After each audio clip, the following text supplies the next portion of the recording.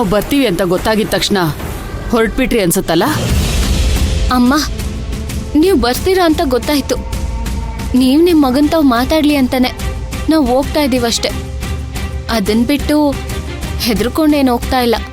ನೀವೇನೇ ಸಮರ್ಥನೆ ಕೊಟ್ರು ನಾವು ಬಂದಿರೋ ವಿಷಯ ನಿಮ್ಗೆ ಗೊತ್ತಾಗಿದ ತಕ್ಷಣ ನೀವು ಹೊರಡ್ತಿದ್ದೀರಾ ಅಂದ್ರೆ ಅದನ್ನ ಓಡೋಗದಂತಾನೆ ಹೇಳೋದು.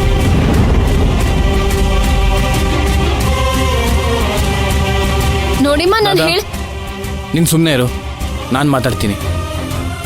ಅಮ್ಮ ನೋಡಿ, ಏನೇ ಇದ್ರು ಕೂತ್ ಮಾತಾಡೋಣ. ದಯವಿಟ್ಟು ಬನ್ನಿ, ಕೂತ್ಕೊ ಬನ್ನಿ. ನೋಡಪ್ಪ, ನಾವು ನಿಮ್ಮ ಮನೆವರೆಗೂ ಬಂದಿರೋದು ನಿಮ್ಮ ಮನೇಲಿ ಕೂತ್ಕೊಂಡು ಅತಿಥಿ ಸ್ವೀಕಾರ ಮಾಡೋದಕ್ಕಲ್ಲ. ನಮ್ಮ ಮನೆ ಮಗ ನಿಮ್ಮ ಮನೇಲಿದ್ದಾನೆ, ಅವನನ್ನ ಕರ್ಕೊಂಡು ಹೋಗಿ ಬಂದಿದ್ದೀವಿ. ಅವನನ್ನ ಬರಕ್ಕೆ ಹೇಳು. ಸರ್, ಅವ್ರಿಗೆ ತುಂಬ ಹುಷಾರಿಲ್ಲದೆ ಆಸ್ಪತ್ರೆ ಕರ್ಕೊಂಡೋಗಿ ಈಗಷ್ಟೇ ಮನೆ ಕರ್ಕೊಂಡು ಬರ್ತಾ ಇದ್ದೀವಿ. ಅವರು ಸುಸ್ತಾಗಿ ಮಲಗಿದ್ದಾರೆ, ಮಲಗಲಿ ಬಿಡಿ. ಸರ್, ಧ್ರುವನ ನೀವು ಹಾಸ್ಪಿಟ್ಲಲ್ಲಿ ನೋಡಿದ್ರಲ್ವಾ? ಇಂಥ ಸಮಯದಲ್ಲೂ ಒಬ್ಬರ ಮೇಲೆ ಒಬ್ರು ಕೋಪ ಮಾಡ್ಕೊಂಡ್ರೆ ಯಾವ ಅರ್ಥನೂ ಇರಲ್ಲ. ನೀವು ಹೇಳೋದು ನಿಜಾನೇ, ಧ್ರುವ ನಿಮ್ಮ ಮಗನೇ. ನಾವೇನು ಅವ್ರನ್ನ ಮನೇಲಿ ಇಟ್ಕೊಳ್ಳಲ್ಲ, ಕಳಿಸ್ಕೊಡ್ತೀವಿ. ಯಾವುದೇ ಕಾರಣಕ್ಕೂ ನಾವು ಅವ್ರನ್ನ ತಡೆಯಲ್ಲ. ನಿಜ ಹೇಳಬೇಕು ಅಂತಂದ್ರೆ ಮೈನಾ ಧ್ರುವನ ಕಳಿಸ್ಕೊಡ್ಬೇಕು ಅಂತಾನೆ ನಿನ್ನೆಯಿಂದ ಇಲ್ಲೇ ಉಳ್ಕೊಂಡಿದ್ದಾಳೆ. ಇವಳು ನನ್ನ ಮಗನ ಒಂದ್ ಮಾಡ್ತಾಳ? ನಿಜ ಹೇಳ್ಬೇಕು ಅಂದ್ರೆ ನನ್ನ ಮಗನಿಗೆ ನನ್ನ ಮೇಲೆ ಇಷ್ಟು ದ್ವೇಷ ಬರೋ ಕಾರಣ ಇವಳೆ. ನಾವೆಲ್ಲ ಒಟ್ಟಿಗೆ ಇರ್ತೀವ, ಇದನ್ನ ನಾನು ನಂಬೇಕಾ? ನನ್ನ ಮಗನ ದೃಷ್ಟಿಲಿ ಇವಳು ಒಳ್ಳೆಯವಳಾಗಿ ನನ್ನನ್ನ ಕೆಟ್ಟವಳಾಗಿ ಮಾಡಿದ್ದಾರೆ.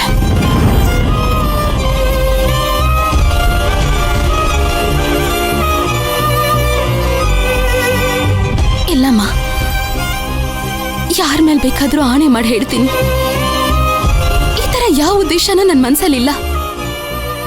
ನಿಮ್ಮನ್ನ ಅವರಿಂದ ದೂರ ಮಾಡೋದು ಸ್ವಲ್ಪನೂ ಅವ್ರ ಮನ್ಸಲ್ಲಿಲ್ಲ. ನೀವ್ ಅವ್ರನ್ನ ಎಷ್ಟು ಪ್ರೀತಿ ಮಾಡ್ತೀರಾ, ಕಾಳಜಿ ಮಾಡ್ತೀರಾ ಅಂತ ಇಲ್ಲಿರೋರ್ ಎಲ್ರಿಗಿಂತ ನನಗ್ ಚೆನ್ನಾಗಿ ಗೊತ್ತೈತೆ. ಹಂಗಿರ್ಬೇಕಾದ್ರೆ ಅವ್ರನ್ನ ನಿಮ್ಮಿಂದ ದೂರ ಮಾಡಿದ್ರೆ ಆ ಪಾಪ ನನ್ನ ಸುಮ್ಮನೆ ಬಿಡ್ತೈತಾ? ಚೆನ್ನಾಗಿ ಮಾತಾಡ್ತೀಯಮ್ಮ. ಅದ್ಗೆ ಸುಮ್ಮನೆ ಹೇಳ್ಬಾರ್ದು. ಅದ್ಗೆ ತುಳಸಿನ ನೀವಾಗ ಯಾಕೆ ಮದ್ವೆ ಆಗೋದು ಬೇಡ ಅಂದ್ರಿ ಅಂತ. ಬೆಣ್ಣೆಲಿ ಕೂದ್ಲು ತೆಗ್ದಂಗ್ ಮಾತಾಡ್ತಾಳಮ್ಮ ಇವಳು. ಇವಳ ಮಾತನ್ನ ನಂಬಿದ್ರಲ್ಲ ನೀವು. ಚೆನ್ನಾಗಿದೆಯಮ್ಮ ನಿನ್ ಮಾತು. ಇವಳ ಮಾತಿಗೆ ಮರಳಾಗಿರೋದ್ರಿಂದನೇ ನಮ್ಮ ಧ್ರುವ ಇವಳು ಕುತ್ತಿಗೆಗೆ ತಾಳಿ ಕಟ್ಟಿ ಹೆತ್ತ ತಾಯಿನೇ ಮರೆತು ಇಲ್ಲಿ ಬಂದು ಬಿತ್ಕೊಂಡಿದ್ದಾನೆ. ಸರ್, ಧ್ರುವ ಅವ್ರ ಅಮ್ಮ ಅನ್ನೋ ಹೆತ್ತು ಮಗನ ಪ್ರೀತಿಲಿ ಹೀಗೆಲ್ಲ ಮಾತಾಡ್ತಾ ಇದಾರೆ.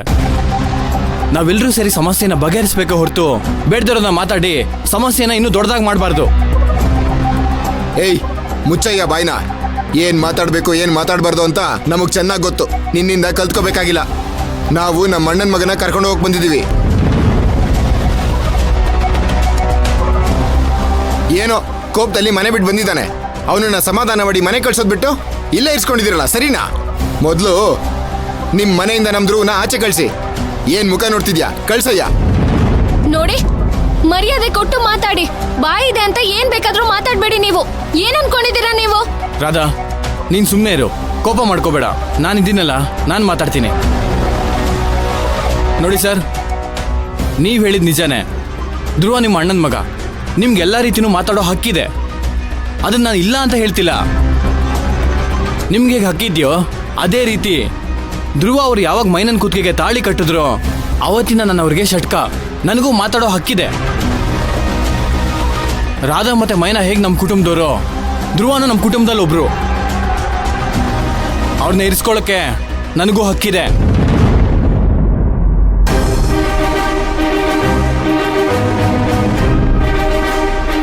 ಏನೋ ವಯಸ್ಸಲ್ಲಿ ದೊಡ್ಡವರು ಮನೆ ಬಾಗ್ಲವ್ರಿಗೂ ಹುಡ್ಕೊಂಡು ಬಂದಿದ್ದೀರಾ. ತಾಳ್ಮೆಯಿಂದ ಕೂತ್ ಮಾತಾಡೋಣ ಅಂತ ಅಂದ್ರೆ ಯಾವನು ನಿನ್ನು ಅಂತ ಮರ್ಯಾದೆಯಿಂದ ಮಾತಾಡ್ತಿದ್ದೀರಲ್ಲ. ನೋಡಿ, ಇದು ಸ್ವಲ್ಪನೂ ಸರಿ ಇಲ್ಲ. ಮರ್ಯಾದೆ ಕೊಟ್ಟು ಮಾತಾಡಿ. ಏನಪ್ಪ ಹಕ್ಕಿನ ಬಗ್ಗೆ ಮಾತಾಡ್ತಾ ಇದ್ಯಾ? ನನ್ ಮಗ ಇವಳು ಕುತ್ತಿಗೆಗೆ ತಾಳಿ ಕಟ್ಟಿದ ತಕ್ಷಣ ತಾಯಿ ಮಗನ ಸಂಬಂಧ ಕಡ್ದೋಗುತ್ತಾ?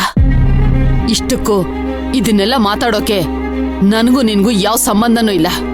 ನಾನ್ ಬಂದಿರೋದು ನನ್ ಮಗನ ವಿಷಯ ಮಾತಾಡೋಕೆ. ಅದ್ಗೆ ನಾವು ಇವನ್ ಮನೆ ತನಕ ಹುಡ್ಕೊಂಡ್ ಬಂದಿದೀವಲ್ಲ, ಅದಕ್ಕೆ ಬೆದರಿಕೆ ಹಾಕ್ತಿದ್ದಾನೆ. ನೋಡಿ ಸರ್, ಆವಾಗ್ಲಿಂದ ನೋಡ್ತಿದ್ದೀನಿ, ಬಾಯಿಗೆ ಬಂದಂಗ್ ಮಾತಾಡ್ತಿದ್ದೀರಾ. ಅವನು ಇವನು ಅಂದ್ರೆ ಚೆನ್ನಾಗಿರಲ್ಲ ಹೇಳ್ತಿದ್ದೀನಿ. ಏನೇ ಮಾಡ್ತೀಯ ನೀನು? ಏನ್ ಮಾಡ್ಕೊಳಕ್ಕಾಗತ್ತೆ? ನಾವ್ ಹಿಂಗೆ ಮಾತಾಡೋದು. ನೋಡಿ, ಏನೇ ಗೀನೆ ಅಂದ್ರೆ ಚೆನ್ನಾಗಿರಲ್ಲ. ಮರ್ಯಾದೆ ಕೊಟ್ಬಿಟ್ಟು ಮಾತಾಡಿ. ಮರ್ಯಾದೆ ಕೊಡಕ್ ಮರ್ಯಾದೆ ಅಂತ ಕೆಲಸ ನೀ ಏನ್ ಮಾಡಿದ್ಯಾ ಹೇಳು? ಏನ್ರಿ ಅಂತ ಕೆಲ್ಸ ಏನ್ರಿ ಮಾಡಿದೀವಿ? ನೋಡ್ರಿ ಹೆಂಗ್ ಮಾತಾಡ್ತಾರೆ ಅಂತ ಇವ್ರು. ನಾವ್ ಹಂಗೆ ಮಾತಾಡೋದು. ನೀವ್ ಮಾತಾಡಿದ್ರೆ ಏನೋ, ಅಲ್ಲ ಅಮ್ಮ ಇಲ್ವಾ ಮಾತಾಡ್ತಾರೆ. ಸುಮ್ನೆ ಅವ್ರು ಮಾತಾಡಲ್ಲ ಅಂತಾನೆ ನಾವ್ ಮಾತಾಡ್ತಿರೋದು. ನಾನ್ ಮಾತಾಡ್ತೀನಿ ತಾನೆ ಹೆಂಗ್ ಮಾತಾಡ್ತವ್ರೆ ಮೈನಾ ಅವರು. ಸುಮ್ಮನೆ ನಿಲ್ಸೆ.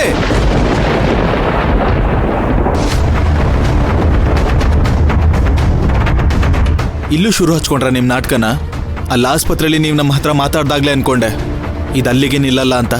ಈಗ ಇಲ್ಲಿ ಬಂದು ಮನೇಲಿ ನಿಂತ್ಕೊಂಡು ಫಿಶ್ ಮಾರ್ಕೆಟ್ ಅಲ್ಲಿ ಮಾತಾಡ್ದಂಗ್ ಮಾತಾಡ್ತಾ ಇದೀರಲ್ವಾ? ನಿಮ್ಗೇನ್ ಕಾಮನ್ ಸೆನ್ಸ್ ಇಲ್ವಾ? ಏ ಧ್ರುವ, ನಾವು ನಿನ್ನನ್ನ ಮನೆ ಕರ್ಕೊಂಡು ಹೋಗೋಣ ಅಂತ ಬಂದ್ರೆ ಅವ್ರ ಮೇಲೆ ಕೋಪ ಮಾಡ್ಕೊಳ್ಳೋದು ಬಿಟ್ಟು ನಮ್ಮ ಮೇಲೆ ಕೋಪ ಮಾಡ್ಕೋತಿದ್ಯಾ? ಯಾರು ಹೇಗ್ ಮಾತಾಡಿದ್ರು, ಯಾರು ಬಾಯಿಗೆ ಬಂದ ಹಾಗೆ ಮಾತಾಡಿದ್ರು ಅಂತ ನನಗೆ ಚೆನ್ನಾಗಿ ಗೊತ್ತಿದೆ. ಇವ್ರ ಬಗ್ಗೆ ನೀವೇನು ಮಾತಾಡಬೇಡಿ. ಇವ್ರು ಹೇಗೆ ಅಂತ ನನಗೆ ಚೆನ್ನಾಗಿ ಗೊತ್ತು. ನೀವು ಎಲ್ರು ಹೇಗೆ ಅಂತಾನೂ ನನಗೆ ಚೆನ್ನಾಗಿ ಗೊತ್ತು. ಏನ್ ಹೇಳಿದ್ರಿ? ನಮ್ಮ ಅಣ್ಣನ ಮಗನ ಹತ್ರ ಮಾತಾಡೋದಕ್ಕೆ ನನ್ಗೆಲ್ಲ ಹಕ್ಕು ಇದೆ ಅಂತ ಹೇಳಿದ್ರಲ್ಲ. ಆದ್ರೆ ನಮ್ಮಪ್ಪ ಏನಾದ್ರೂ ಜೀವಂತವಾಗಿದ್ದಿದ್ರೆ ಇವೆಲ್ಲ ಆಗೋದಕ್ಕೆ ಅವ್ರು ಬಿಡ್ತಾನೆ ಇರಲಿಲ್ಲ. ಅವರು ನಿಮ್ಗಳ ತರ ನಡ್ಕೊಳ್ತಾ ಇರಲಿಲ್ಲ. ಇವಾಗೇನು, ನಮ್ಮ ಅಪ್ಪನ ಆಸೆ ಪ್ರಕಾರ ನಾನು ತುಳಸಿ ಕುತ್ತಿಗೆಗೆ ತಾಳಿ ಕಟ್ಬೇಕಿತ್ತು. ಆದ್ರೆ ನಾನು ಮೈನಾ ಕುತ್ತಿಗೆಗೆ ತಾಳಿ ಕಟ್ತೆ, ಅಷ್ಟೇ ತಾನೆ?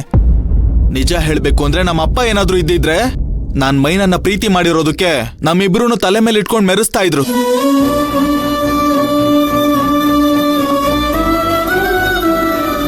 ನಾನ್ ಪ್ರೀತಿ ಮಾಡಿರೋ ಹುಡುಗಿಗೆ ಏನಾದ್ರೂ ಸಮಸ್ಯೆ ಬಂದ್ರೆ, ಹೇ ಧ್ರುವ, ನೀನ್ ಯಾವುದೇ ಕಾರಣಕ್ಕೂ ಅವಳು ಕೈ ಬಿಡ್ಬೇಡ. ಆ ತರ ಏನಾದ್ರೂ ನೀನ್ ಯೋಚನೆ ಮಾಡಿದ್ರು ಸರಿ, ನಾನು ನಿನ್ನ ಹುಟ್ಲಿಲ್ಲ ಅನ್ನಿಸ್ಬಿಡ್ತೀನಿ, ಹುಷಾರ್ ಅಂದಿರೋರು ನಮ್ಮಪ್ಪ. ಅದು ನಮ್ಮಪ್ಪ ಅಂದ್ರೆ. ಅದು ಬಿಟ್ಟು ಪ್ರಾಣಕ್ಕಿಂತ ಹೆಚ್ಚಾಗಿ ಪ್ರೀತಿ ಮಾಡಿರೋ ಹುಡುಗಿಗೆ ಏನಾದ್ರೂ ಸಮಸ್ಯೆ ಬಂದಾಗ ಅವಳನ್ನ ಬಿಟ್ಟು ಮನೆಗ್ ಬಂದ್ಬಿಡು, ನಾನ್ ಬೇರೆ ಹುಡುಗಿ ಕೊಟ್ಟು ಮದ್ವೆ ಮಾಡಿಸ್ತೀನಿ ಅಂತಿರ್ಲಿಲ್ಲ ಇಲ್ಲಿರೋರ್ ತರ. ಯಾಕಂದ್ರೆ ನಮ್ಮಪ್ಪ ನಿಮ್ ತರ ಸ್ವಾರ್ಥಿ ಅಲ್ಲ ಚಿಕ್ಕಪ್ಪ, ಸ್ವಾರ್ಥಿ ಅಲ್ಲ. ನಮ್ಮಮ್ಮನ ಸ್ವಲ್ಪ ದಿನಗಳ ಹಿಂದೆ ನಮ್ಮಪ್ಪನ ತರನೇ ಇದ್ರು. ಆದ್ರೆ ಈಗ ಯಾರ್ಯಾರ ಮಾತು ಕೇಳ್ಕೊಂಡೋ ಅವರು ಸ್ವಾರ್ಥಿ ಆಗ್ಬಿಟ್ಟಿದ್ದಾರೆ.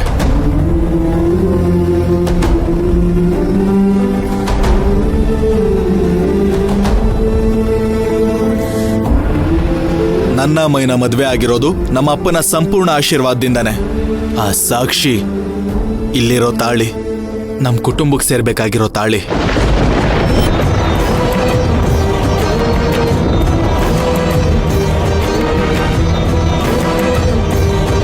ಸರ್ಸು, ನಿನ್ಗೂ ಗೊತ್ತು ಮೈನಾ ನನ್ನ ಮದ್ವೆ ಆಗಿರೋದು ಅಪ್ಪನ ಆಶೀರ್ವಾದದಿಂದಾನೆ ಅಂತ.